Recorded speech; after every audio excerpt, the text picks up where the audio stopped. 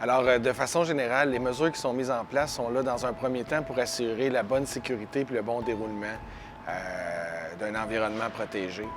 Les mesures, ils sont là pour s'assurer qu'on réduit au minimum les contacts entre les personnes et aussi que toutes les personnes qui n'ont pas accès à l'environnement protégé ne puissent pas avoir justement accès à l'endroit où les joueurs et les membres du personnel sont situés. Donc, quand on parle des personnes qui n'ont pas accès, c'est les gens de l'entretien de l'amphithéâtre, les gens qui participent, par exemple, à la description des matchs, les officiels mineurs.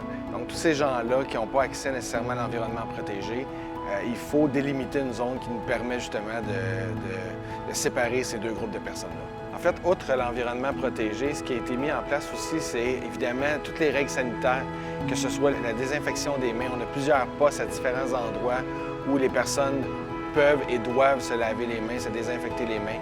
Le port du masque est évidemment obligatoire en tout temps, mis à part lors du match.